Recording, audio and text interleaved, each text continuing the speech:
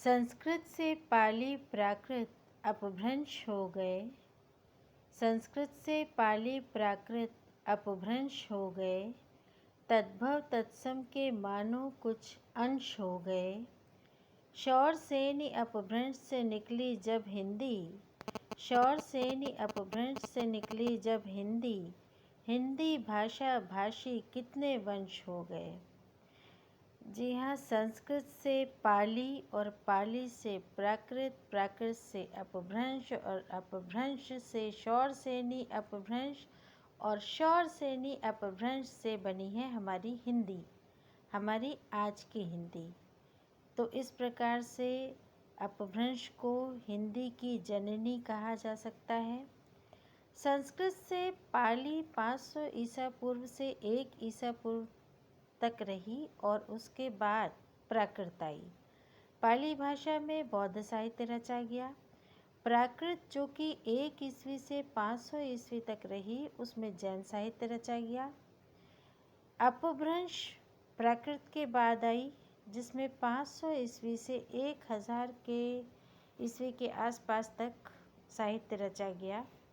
तो इस प्रकार से हिंदी भाषा की उत्पत्ति और विकास होता रहा। अपभ्रंश के कवि सरहपा को हिंदी का प्रथम कवि माना जाता है। उसके बाद मध्यकाल में अवधी और ब्रज भाषा काव्य भाषा के रूप में विकसित हुई।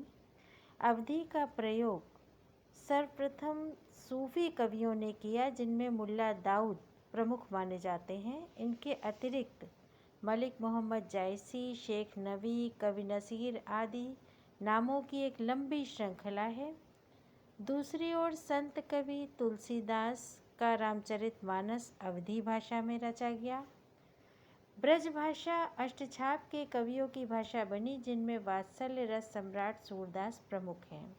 इनके अलावा रसखान, बिहारी, घनानंद, केशव आदि ने ब्रज भाषा में काव्य रचनाएं की। लेकिन ब्रज भाषा का प्रयोग आधुनिक काल में भारतेंदु हरिश्चंद्र द्वारा भी प्रमुखता से किया गया। जगन्नाथ दास रत्नाकर का उद्धव शतक भी आधुनिक काल की ब्रजभाषा का एक उत्तम ग्रंथ है। इस प्रकार लगभग 700 वर्षों तक ब्रजभाषा काव्य भाषा पद पर प्रतिष्ठित रही। तो इस तरह से हम देखते हैं कि संस्कृत से पाली, पाली से प्राकृत, प्राकृत से अपभ्रंश और अपभ्रंश से बनी हिंदी, और आगे हिंदी की भाषा में और ज़्यादा विभाजन हुआ बोलियों के रूप में। लंबा इतिहास और साथ साथ चलती रही काव्य यात्रा, गद्य यात्रा। लेकिन पहले जो मिलती है वो हमें हिंदी कविता के रूप में ही मिलती है, काव्य के रूप में मिलती है। आधुनिक काल के पहले हिंदी काव्य की भाषा रही, प्रमुख रूप से साहित्य काव्य में ही रचा गया। अनेक कवि, अनेक रचनाकार, जिन्होंने न केवल साहित्य रचना की बल्कि समाज को एक नई दिशा भी दिखाई। महाकवि भूषण देशभक्त कवियों में प्रमुख रहे। वीर रस के प्रमुख कवि के रूप में भूषण जाने जाते हैं। सुभद्रा कुमारी चौहान की रचना को कौन भूल सकता है। तो इस प्रकार साहित्य और समाज साथ साथ सदैव चलते रहे हैं और आगे भी चलते रहेंगे। ये एक लंबा इतिहास है जो रचा गया, रचा जा रहा है और रचा जाता रहेगा। घिरते पतझर में भी मधुमास नया लिख देंगे, गहरे भ्रमजाल में विश्वास नया लिख देंगे।